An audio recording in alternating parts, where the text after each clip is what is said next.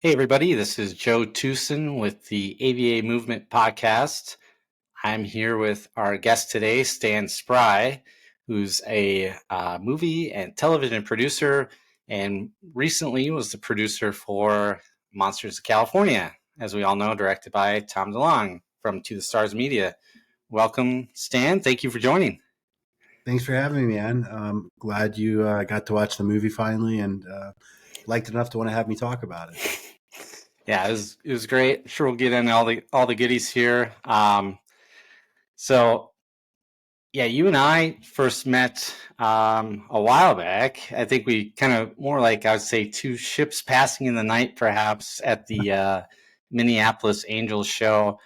I remember I was backstage. You're coming out of Tom's room with Justin, aka Jesus, as people call him now. I think he's kind of become an icon himself. Um, saw you coming out with your Creep Show hoodie, and I'm like, that's got to be Stan. So yeah, I know we've been kind of chatting ever since on Instagram and other places. So this has kind of been a long time coming. Um, Maybe just before we start about the movie, can you just tell us a little bit about yourself, kind of how you got into producing, and maybe even like what a producer's role in film is exactly for people who may not know? Sure. So first of all, thanks for clarifying that I was wearing clothes when I came out of Tom's his room. I think the I White Claw was flowing that night, if I remember correct. Yeah. Yes, but I was fully clothed. Mm-hmm. So I own a few different companies in the entertainment industry. And one of them is a literary management company. We represent writers, directors, producers, production companies, artists, unscripted artists for feature film, television, and new media. That company represents people, gets them jobs, package projects, sells projects, puts everything together. So it's very much like an agency would be, but we're not controlled by the ATA, which is an agreement that agencies have to enter into. Managers can also produce. So that's when I started the production company, probably about 10 years ago. We've produced probably about 175 to 200 movies and TV shows, some commercials as well, music videos. Some of the bigger stuff we've done. We just finished a movie with Michael Douglas down in Belize called Blood Knot that's going to be coming out sometime next year. Obviously, Monsters of California. We did a movie called Christmas with the Campbells last year that I produced with Vince Vaughn. Creep Show is a big show for us. We have a lot of stuff in production and have done a lot of things. And our job is a lot of different pieces. So it really depends on the project, but a producer can develop the project, find the IP, which is the intellectual property. They can package it and put it together by bringing on the writer or the director or the talent in front of the camera. We can also find the financing for it, the distribution, do the physical production. So oversee like the hiring of everybody below the line, from like your director of photography to grips and electrics to production assistants and all of that. And then we oversee the post production as well, and generally oversee the sales. So specifically to Monsters, we on that one we worked with Tom on the development. We put together the co-financing with Tom, put together the production with him, put together the distribution with him, kind of were soup to nuts with him on that one. Yeah, does that answer kind of the Yeah, question? for sure. Yeah, I think sometimes people, director, producer, what exactly does a producer do? Are they just paying for it, or they, like there's a lot that can come into that. So yeah, that was great. And how so how did you meet Tom then? Like, how did that partnership come together? And like, seems like your working styles work very close, and you guys mesh well together. So can you give us some background on how that collaboration came to be?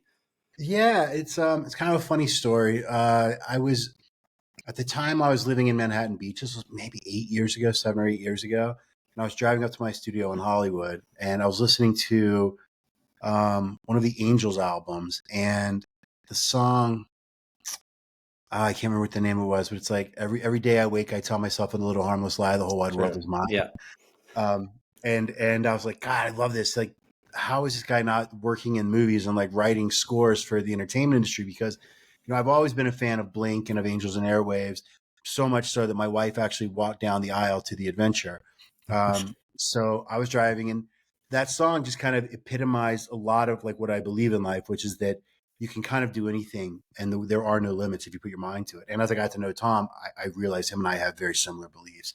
So I was driving, and I was like, you know what, I'm going to reach out and see if he ever wants to do anything. So I got home that evening, and I did a little bit of research, and I found out that he was represented by a friend of mine at APA, Debbie Duble. So I sent Debbie an email. I just said, hey, reaching out, if I saw you represent Tom DeLonge, if he ever wants to do anything in the entertainment space, movies, write a score, or put a song in something, let me know. I'm a fan, and it'd be kind of cool. Next morning, she calls me. She's like, hey, let's get you guys together because he's got big ambitions in the entertainment space.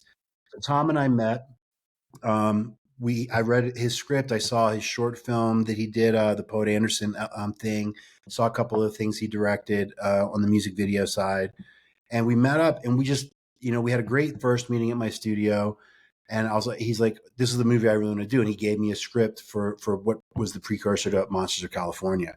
I was like, okay, this is great. Needs a lot of work, but let's work on it together. This will be fun. And through that process, honestly, the guy's become like a brother to me over the past, you know, 7 or 8 years. And he's like a brother. Working with him is truly like working with my brother. It's a lot of, and it's what you would think working with Tom would be like. Super creative, a lot of dick and fart jokes. But just a lot of fun. And Tom is just a guy who's full of love and positive energy, and really just tries to make everybody feel welcome and at home. The guy you see on TV or on videos, that's really who he is. So he's not trying to pretend to be somebody he's not. And that's how we met. And through that, we've done a ton of stuff together. I'm now on the board of his company, To the Stars. We're going to be doing a bunch of other stuff coming up. We're working on right now, and yeah, it's become a great partnership and an even greater friendship. Nice. Yeah. One thing I've kind of learned by getting to know some of the people around him is his kind of crew is very similar, very same mindset, very positive, kind of that Southern California vibe, and I can definitely see where he kind of keeps his group tight, but they're all kind of shooting for the same accomplishments at the end. So yeah, it's awesome. Um, Originally, I believe this film was supposed to be shot in 2019. I feel like somewhere around there. Uh, this not to be a super long-winded answer, but can you kind of talk about like the road to production on this one and um, kind of what it was like, maybe compared to some of your other projects working around Tom's schedule, kind of how he's very particular about when it should be released, and maybe even to the point where it was let's wait for the album release to kind of coordinate that sort of thing. Can you take us down? I know it's probably a very long road, but kind of summarize how that went down for Monsters. Yeah, I can try to be fairly concise with that. I mean, we started working on this. I honestly don't. It was either 2016 or 2017. And originally, he wanted to do a movie called Strange Times, which was based off of his Strange Times IP. That script needed a tremendous amount of work, like page one rewrite and kind of complete reimagining. And while we were working on that, we brought on a couple of different writers. Then we ended up selling the Strange Time IP to TBS, to Turner Broadcasting Systems, to do as an animated television show. So from that, we kind of dug back in and we're like, he still wanted to direct a movie. So we were working on the Strange Times TV show and started working on Monsters of California, using some of the same ideas. Tom had a few different, for people who don't know it, there's going to be some spoilers, but he had like 3 big things he had to have plot points in that we could build it around. He had to have, the haunted house. He wanted to have Bigfoot and had to have the alien stuff. So through that, we brought in a guy who worked for me named Ian Miller, who was also a writer, who's actually now at Netflix. And Tom and he started working together to craft the story. After that, we took a couple of different approaches. Like, putting a movie together is not easy, and trying to get financing for a movie is really difficult. And Tom was a first time director, even though he's got a tremendous fan base of very loyal supporters. Um, a major studio wasn't willing to take a chance on putting $10 million, $5 million into a movie with a first time director. So we tried that route a few different times, and people were like, yeah, this is cool, but if you had a couple of big stars, maybe we jump on board. So at one point we were going after like Bruce Willis to play a role, or like Nicolas Cage. And then Tom and I were just sitting down one night talking. He's like, dude, I can curse on this, right? I can use foul language. Yeah. You're good. You're good. Yeah. Tom was like, this is fucking stupid. He goes like, this movie shouldn't be about that. Like, let's just do it. I was like, okay. I was like, well, if you want to do it, I can put together at least half the financing myself if you can put up half the financing. So my partner and I agreed to put up half the financing, and Tom put up the other half. And then we just started casting it with people that Tom wanted, not with major stars or not with anything like that. And with the idea that Tom was going to make this, we were going to direct it. Then, of course, the pandemic happened. So that kind of shut everything down. Our company was at the forefront of producing during the pandemic. We got a couple of series shooting. We had a few movies in Canada shooting and a couple in LA shooting. So we got a really good feel for how to work and use the COVID protocols to be protective of everybody and safe. Um, and at that point, we didn't need a guaranteed distribution platform or a minimum guarantee, which is how a lot of people like to get financing. So at that point, we just went in and started to make it. We put together the crew. Tom really wanted to use Justin, the DP, because he had worked with him on a music video. There's a guy named Caleb who came on board as our co-producer, I believe, who had also worked with on a music video. And Caleb had directed before, so he sat there and helped Tom a little bit and helped bounce ideas off of him. So it was really just the four of us core people at the monitors every day, and with Tom directing. And through that, post took forever. Um, it probably should have taken at least 6 months to a year less than it did, but we brought on multiple editors.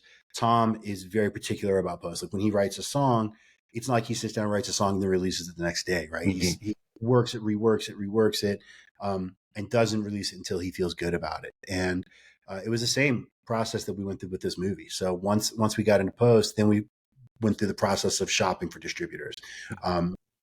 Then from that, looking at the time, we locked in Screen Media, and then looking for the release dates for domestic. And generally, the domestic release will be first, and then the worldwide release will be after that. So a lot of the international stuff is coming up throughout the rest of this year and into next year.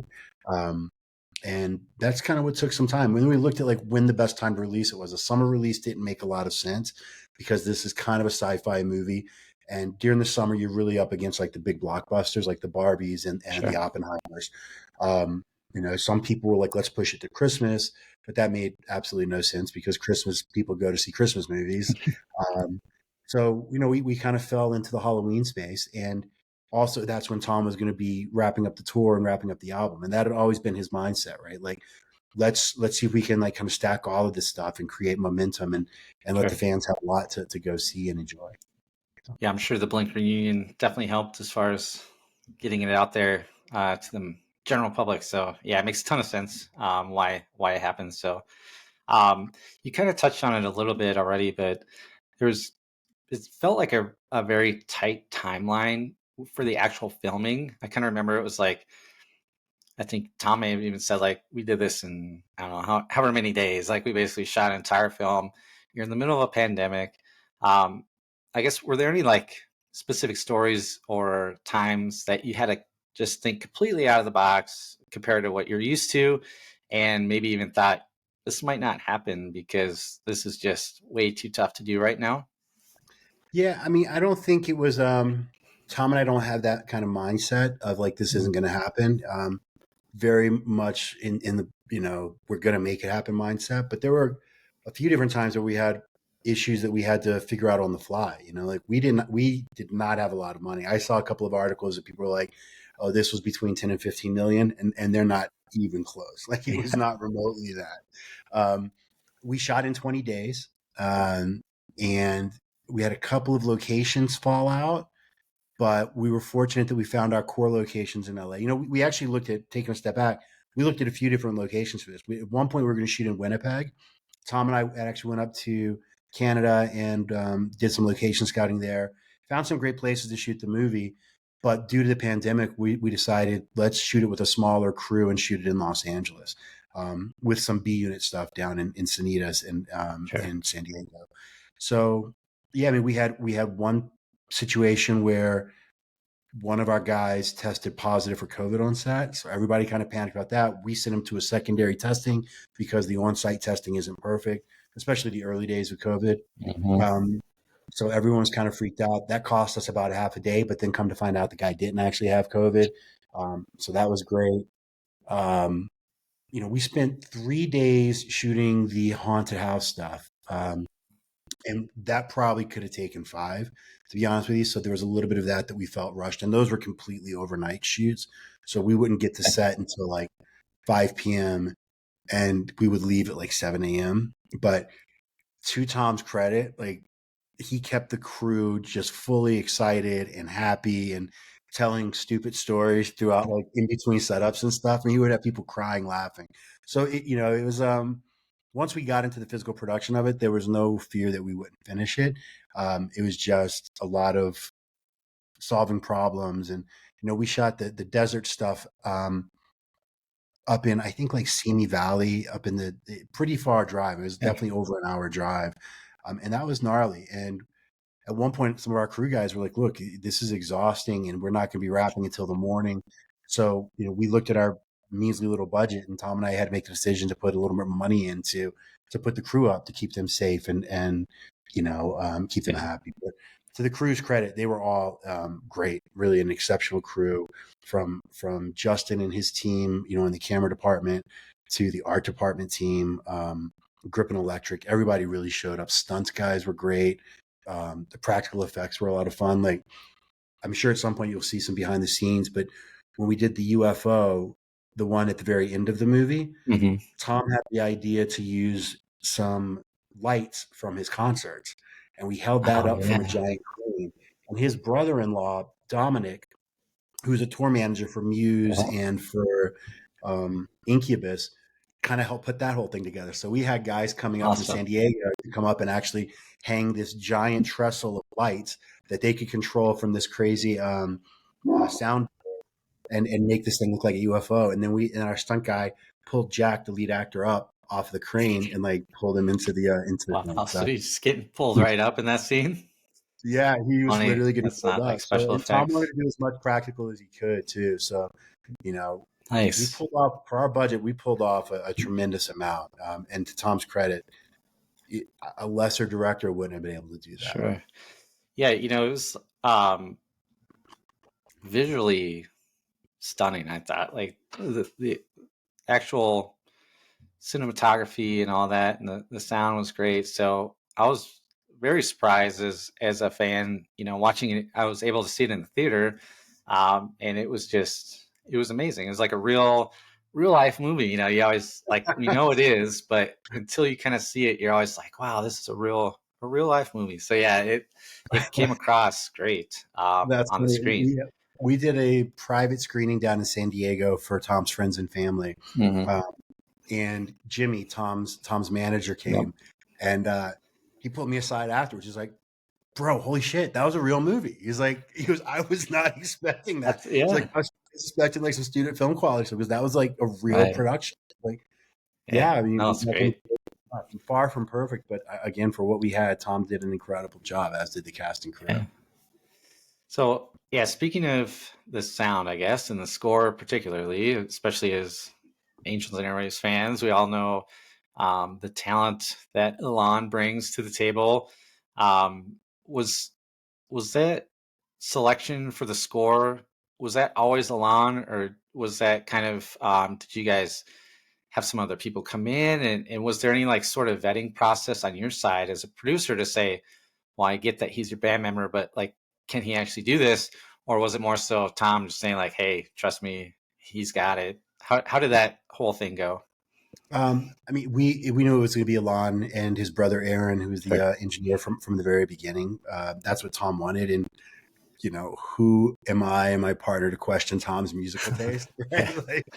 Like, that's we definitely couldn't say anything about that. But he's incredible. I mean, most people know Alon's the youngest member ever of the Rock and Roll Hall of Fame Yep. for his work with Nine Inch Nails, and he's truly a genius, as is Aaron.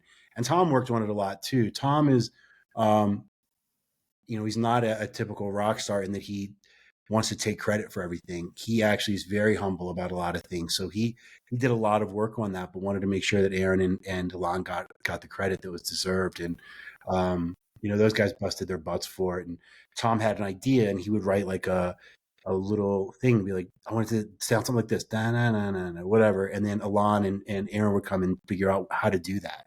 It was amazing for me as a fan of music to see that process Sure. happen. But yeah, we always knew it was going to be Alon and Aaron from the very beginning.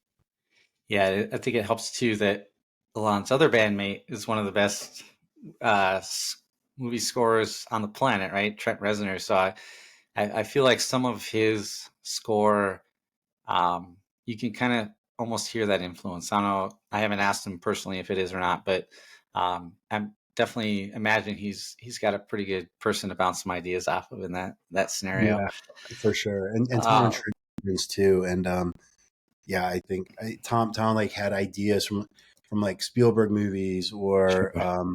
from the Social Network or something, and he's like, Yeah, let's do it like this. I want it to sound like this, and then those guys were able to actually make that happen. It sure. was really quite impressive. On the other side of things, another pretty obvious presentation. There's clearly an effort to, I'd say, reveal information throughout this movie. I think that's always been Tom's kind of avenue for disclosure is through art, through media, to kind of let people absorb it in a way that they're kind of used to, so it's not such a slap in the face. Um, how do you, as a producer and as kind of someone who might be more thinking about how the movie flows and feels, um, how do you balance the just over the revealing of information, but also keeping the story like Yeah, flowing and where it feels right to put that in? How I imagine most movies you're not having such a subconscious thought of how do we kind of release information through the scenes here. Can you talk about yeah, that a little bit? for sure. I mean, that was definitely anybody who knows Tom and To the Stars knows that that's part of his mission, not just for his company but in life. So it was extraordinarily important to him. He took great care to try to get certain things across, but also not be like, proselytizing or beat you over the head Right. with it. Like it was, I think audiences see that and smell it from a mile away, and it becomes a bit like, oh God, we're watching a documentary, or watching, what I mean, something on the History Channel. Um, so a lot of it was during the scripting process, and then there was a lot of, I mean, there was some work on set. To be honest with you, there was one great story. It was Richard Kind came to me on one of the last days of shooting, and he pulls me aside. He's like, somebody goes, no, Richard wants to see you in his trailer. And I'm like, oh crap, what now? So I'm thinking like Richard's mad at me or somebody just wants to piss Richard off. So I go in his trailer and I'm like, what's up? He goes, this dialogue, he's like, it's so hard. I'm like, I know, because I know this is really important to Tom, so I don't want to piss him off. He's like, but this is just really, I don't feel like the character say. I was like, dude, let's get Tom in here. We'll work this out, and we'll whittle it down so you can get it across, and you can get out what the character would say. So I had one of the production assistants grab Tom and bring him in. And sure enough, Richard and Tom sat down, and Tom's like, dude, no worries. I get it. He goes, let's get to the core of what we want to say here and how we want to say it. And so Richard and Tom basically just rewrote that scene to make it not feel like it was a professor speaking at somebody, but make Right. it feel a little more natural and like it was authentically coming from a character.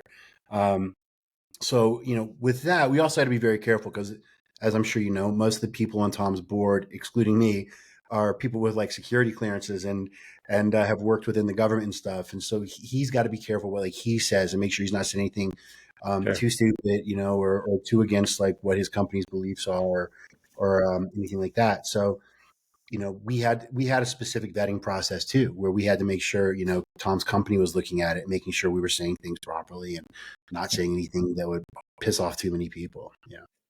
Yeah, I noticed in the credits, there's kind of that special thanks to Lou and Steve and Jim and Hal. I'd imagine part of that was where that information came from to begin with. Some of it through like some of the books he's put out was pretty. You could tell it came from some of those, but also kind of like you said, um, making sure throughout the process and throughout the writing of the script that like, hey, is this cool to say? Were those guys like directly involved in reviewing the script in that sense? I can't necessarily say where Tom got his information from because I honestly just Okay. don't know. Yeah. Tom's been fascinated with this subject since he was in high school, and has done more research on it than I've probably done on anything in my life. So I'm not really sure where all of his info comes from, but I'm pretty confident that he ran things by them to make sure he wasn't saying anything too out of line or. A lot of the dick and fart jokes. I'm sure he didn't run by those guys, but some of the other information, I would assume he did. I mean, I wasn't directly involved with that, Okay. but I would think that knowing Tom, he probably took great Yeah. care to make sure he was being vetted. Sure. So this is Tom's first, like, I'd say full length film as a director. So you've obviously, as you stated, and when you first joined, worked with a ton of directors, you've produced a ton of media and art. How, assuming he may or may not watch this, but how are his directing chops compared to like some of the people that you've worked with? And was there anything that surprised you to be like, wow, I wasn't expecting that from him, but for better or for worse, that was, not expected from him, but kind of a surprise to see when he was wearing his director hat. He was uber prepared, unbelievably prepared. I was definitely surprised by that, but he was also extraordinarily collaborative. Like he would take advice from other people. At the end of the day, one of the things that really impressed me about him, that I wish I could talk to some of the other directors I've worked with, is like he would take people's notes and he would take their thoughts. But at the end of the day, if he knew he wanted to do something a specific way, that's how he was going to do it. And he'd be like, okay, I get it. I disagree with you. I'm going to do it. But he was so kind in the way he did it, like never lost his cool. There were a couple of times where I probably would have lost my patience and lost my temper. Tom never did. He was just like, look, I get it. I understand that that's what you're suggesting, but I think it's going to look better this way. So that's the way I'm going to do it. He was super prepared. Like he really had a vision for what he wanted. And I think Tom is probably the kind of person who has that kind of vision with everything he does. He doesn't jump into something just to do it. I think he really prepares and has in his head. I was really shocked by the way he was able to get the tone across that he wanted to get across. Because even like reading the script, I was always questionable. Like, is this going to come across too young and too cheesy? And it didn't. Like, it came across. I totally got what he was going for, and as a first time director, he knocked it out of the park, in my opinion. I think the next movie we do, hopefully, we'll get 5 times the budget, and I think that will also give him, 15 to 20 extra days to shoot something, to work with the actors, to work on tone and get bigger sweeping shots. But he was really impressive. The joy and positivity he brought to a set was also something that I think I should comment on. One of the first films I ever worked on was with a director who was a legendary director, and I was just an assistant. But I remember he was so mad at night about something, he started throwing hot dogs at his assistant. I'm like, God, that guy, what an asshole! And I'll never forget. I don't want to sell him out. Sure. He's away, but I just remember Tom was just so nice to everyone. And when people were getting tired at 3 or 4 in the morning, he would start telling Blink-182 stories, or he'd be like, "Oh, this character Toe is based off of this guy, and Mark Hoppus did this when he was 18 years old, and that's what inspired this thing." And he just had people rolling, and like just a generous, kind director, and that really lifted the spirits. And I made everybody else on the set want to please him and work harder to make him happy. It was a hard movie to make, but it was super gratifying in that way that I had never experienced before, and I have done quite a bit of stuff in this space. Awesome. Yeah, I imagine even from his being a musician, working with other band members on an album kind of teaches you a lot to give and take and kind of push and pull where needed. So I'd imagine that kind of translates into film as well. Yeah, for sure.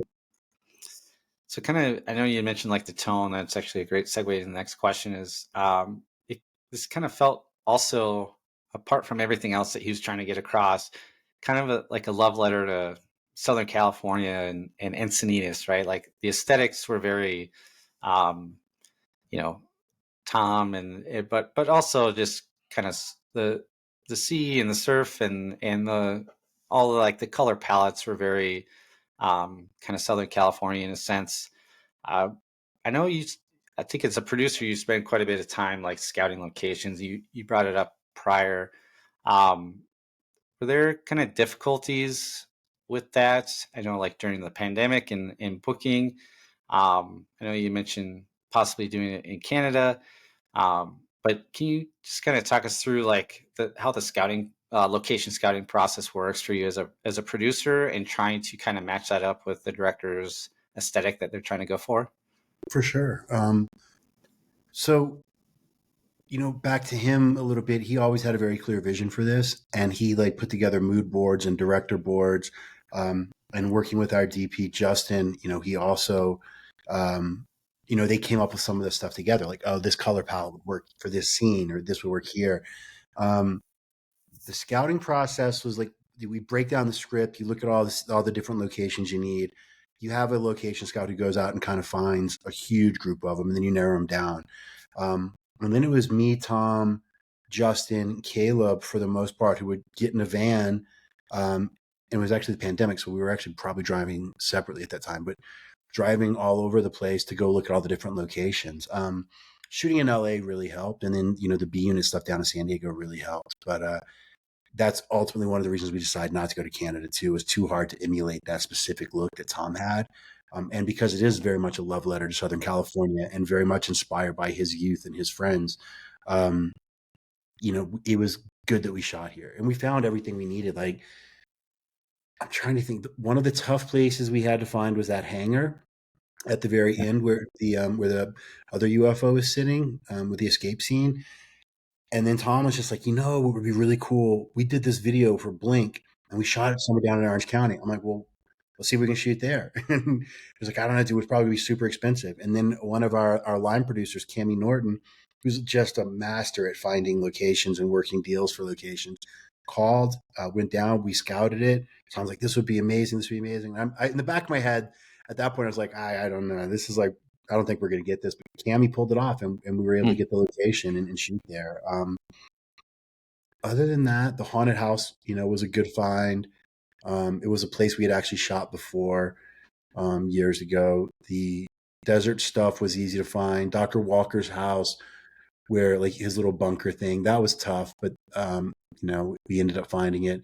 The cave location, which is actually two places in the movie where it's actually the same location, but we shot it at different parts of the location, is when the kids go in and see Bigfoot in the Bigfoot cave. And then where the kids are running out with Dr. Walker when they're trying to escape the government. That's the same actual physical location. It's the Batman cave in Los Angeles, where the original Batman TV show was shot, where like the Batmobile comes out. And then we shot in Los Angeles National Forest for the Bigfoot scenes and the camp scene. And then one thing that was really tough to find, because Tom had a very specific vision in his mind, was the track of houses and the house that Dallas grew up in, because he really didn't want it to be too high end. And he also didn't want it to be just like completely janky and run down. So that was what Cammie again found that place, and it was a great find.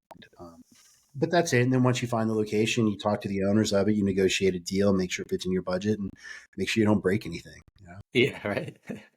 Yeah, I think some of the fans definitely noticed the hanger. That was like one of the questions. Is that the same one from the video? So that's funny that yes, it was.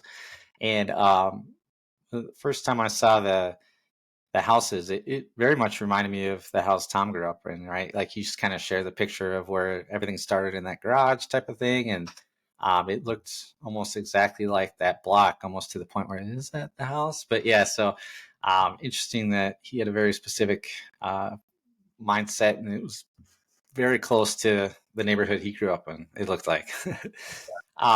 You kind of, well, there's some really good cameos in this. I think if you're a fan, you caught a lot of them. Some Matt Rubano as the barista. Tom's brother Sean was in it. Jonas was in it. You kind of talked a little bit about on set, but how's the dynamic maybe compared to some of the other films? It seems like when you have kind of all those cameos and it's their first film, they're kind of trying to get friends and family around. I'd imagine it kind of felt like a big family on set too. Yeah. You talk about It that was, a little bit? it was great, man. A lot of his buddies came out from San Diego. Dom, who's his sister's partner, came up, and he was on set almost every day and was a producer. I think he slept in my house a couple of nights instead of driving back to San Diego and set off my security alarm in the middle of the night. Um, Joe Brisboy, who's another really good friend of Tom's, who does a lot of the art stuff with him, did a lot of the designing for behind the scenes. He was there every day almost. Sean, his brother was there at least half, if not more, of the shoot. Sean came up with his buddy Justin, and those guys are former Navy, and so they came out and really taught our naval guys how to look real and look military like. So they were there helping with that, teaching them how to drive those massive vehicles that we had and we got on set. It was just fun. Everybody was there to support Tom's vision, and it really made it a special project. It made it a lot of fun to be around. And I think everybody from the actors who it was their first time acting in front of a camera to people like Richard Kind, I think everyone was excited to work with the Blink guy. It was a lot of fun for everybody, and yeah, he didn't. I don't think he let people down. So it was cool. It was a lot of fun. A lot of cracking jokes.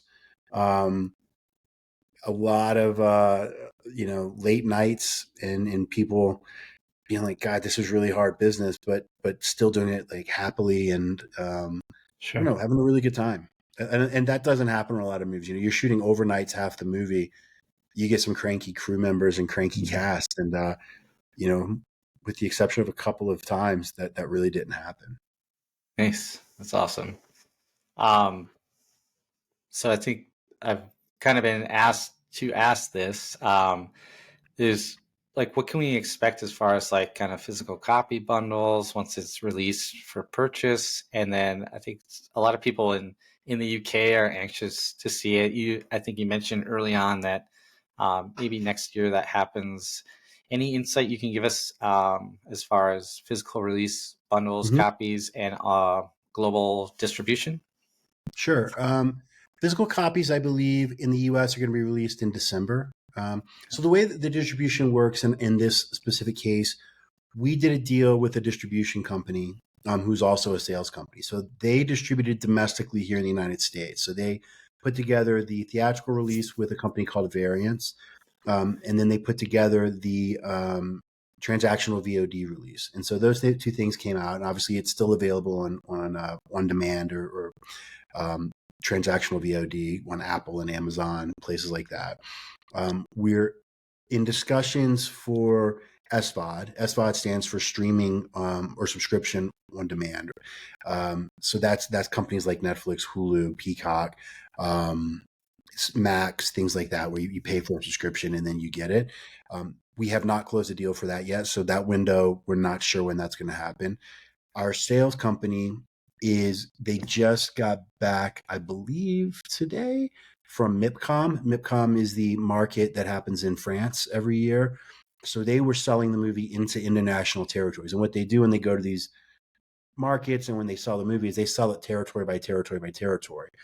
Then the distributor in that territory determines when they're going to release it and what medium they're going to be able to release it through. So I don't have the actual dates yet for like when the international territories are going to happen, but I can certainly make you a promise that once I find out when those will happen, I can give you an update. I'll shoot you an email or something, and Yeah, for sure. you can make an announcement. That'd be cool. And then in terms of like what we're going to do with the physical bundle, that's also it's a little bit out of our hands, but we did keep some legacy rights that will probably sell through To the Stars, and I'm sure they'll put together some kind of physical package for that, or some kind of specialty package. But basically, we have to kind of rely on the distributor and the distribution company right now because it's once we do the initial deal, it's a little bit out of our hands. We do what we can to support it and try to push them, but ultimately they make those decisions and let us know what those decisions are after they've made them. Gotcha. No, I know a lot of people are looking forward to that.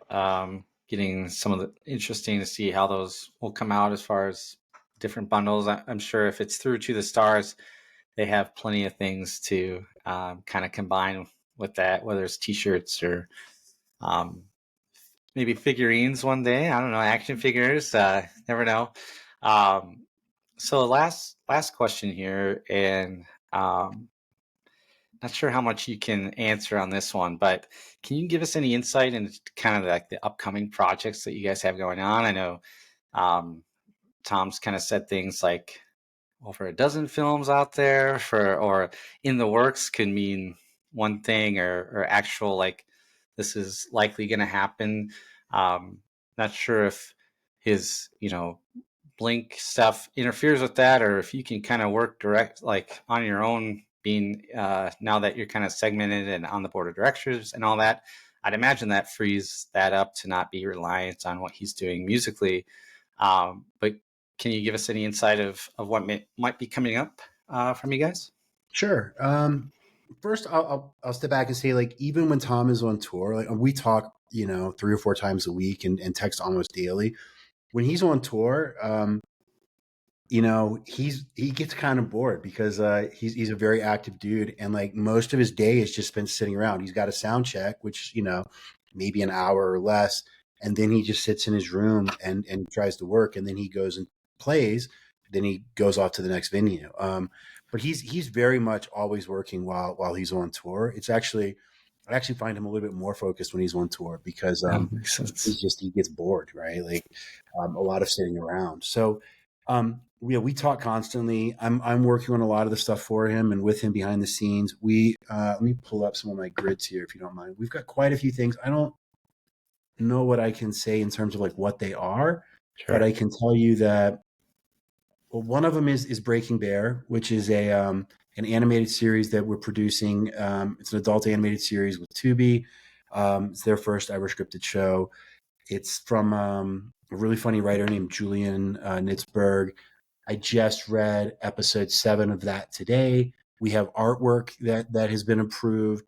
So that we'll be sharing more and more of that probably in the next couple of months as we start locking the scripts and actually go into the physical animation of it. Hopefully going to get DeLonge to do one of the voices of one of the animals. And I'm asking him if he'll please do the theme song a la Primus for South Park. Nice. We do have a thing like, he has a book called Cathedrals of Glass. So we're working on an adaptation of that. We haven't set it up yet, but we do have a script and we're working on some notes. We've got another TV show we're working on with one of my friends who runs a really big company that's in a deal at Netflix. So that's in early stages of development. We are developing an unscripted show, which is very much about paranormal that we're working with a distributor on and with a platform. I can't say much about that one yet because they have the rights to announce it. So, but that is in the works. Poet Anderson is something we've been working on for a really long time. That's kind of his, his 800-pound gorilla, I guess, or the thing he's really pushing to get made. Sure. But that's a huge project, right? So that's like, I think we have to get a couple of other things under our belt before we can put together $70 to $100 million for that project. We've got another independent movie we're putting together. We've actually got 2 scripts in for independent movies, both that Tom will direct. One, I can't really say too much about either of them because I don't want to get in trouble. But one is kind of a Western with a supernatural twist. I like to think it's a little M. Night Shyamalan-y, and it's kind of got a horror vibe to it as well. That one I'm really excited about. Then we've got another one that's set around an event from the phenomena, a UFO event that he's built a narrative around kind of to tell that story. We've got that script in. We're really happy with that one. We're actually packaging it, but there's also the SAG strike right now, which means all the Screen Actor Guilds can't, the actors can't read scripts or can't attach to things. So that's on hold, and we can't really go out and do any packaging with that one until the SAG strike is over. Same with the other ones. Like we can't do anything with SAG strike. Sure. Let's see. There's another one that we're working on. We've got a script for. We actually have an actor we want for the lead, and he's interested in it. But then the SAG strike happened, so we couldn't move forward with that. We've got a couple of other TV shows. He's got a TV show he's working on that's a comedy that's really, really funny with a pretty big TV star. But again, that kind of shut down when the strikes happened. Yeah, and then a couple other things that I don't think are super far along yet. He's got one thing that's a comic book that's also going to be kind of we're going to do a companion book for and kind of use that as a proof of concept. Mhm. And Thomas Tinney, who's a Marvel artist, has been doing some of the artwork for us on that one. Again, can't release it yet, but that is something that's kind of cool, sci-fi, futuristic, and yeah. I think that's a pretty good roundup. Like I said, Yeah. there's other stuff that's still early stages, but he's constantly working. Like I'll get I'll get text from him, and it'll be like this crazy idea, and I'm the kind of guy who's like, okay, let's make that crazy idea happen. Like when Breaking Bear first came up, he texted me, and it was before that Grizzlies on Cocaine movie was made or talked about. Oh He yeah. texted me, he goes, dude, let's make a movie about this situation. He showed me the article about the Grizzlies on coke, and I'm like, dude, that's never going to work. I was like, but sure, let's try it. And That was sure a big enough, hit. yeah, and sure enough, he came up with an idea and a concept, and we sold it in the room to Tubi. First place we pitched it, we sold it, and as an adult animated show, and moving forward. So It's yeah, awesome. lots of stuff happening. So yeah, it sounds like he wasn't exaggerating when he said, maybe 10 to 12 things out floating around right now. It sounds like that's pretty accurate. So, Yeah, and yeah, I'm not even talking about a few of them because sure. yeah, there's another TV project, and I don't know if it's been announced yet, so I don't want to say anything if it hasn't. Mm-hmm. Based off of one of his books that he's published that is out there, that is with a huge company that hopefully is now back up and running. The writer strike is over, but yeah, Nice. quite a bit of stuff we're working on. Awesome. Well, it's super exciting. I know the fans are anxious for more. I think the overall um, thought on Monsters was pretty overwhelming that, wow, this is a real, like I said, a real movie, a full feature film. And you guys did a great job on that, knocked it out of the park. So we're just very excited to see what comes up next. So, Thanks, man. um, Appreciate yeah. it. Thanks everybody for And watching it. It was his first attempt at filmmaking, and I think he did a great job. And if I was allowed to talk about the budget, I think everybody would be blown away by how small the budget was, yeah, and what he I was think able to. people forget the timeline and the budget, and it's not easy to do something that size and that length under those circumstances. So, definitely trial by fire for first time director. I imagine Yeah, for things sure. will probably feel a lot easier going forward. Well, Stan, thank you so much, man. I really appreciate you coming on. I know the fans are going to be really excited to hear about some of the behind the scenes stuff and how it all went down. And I know everyone's super excited to see what you guys come up with next. So thank you again for your time. I know it's at a premium and it's very much appreciated. So Thanks, Dan. enjoy the rest of your day, and hopefully we'll chat soon on the next project that comes out. Yeah, it sounds good. Thanks so much, Joe, and All thanks right. for Thanks, everybody Stan. for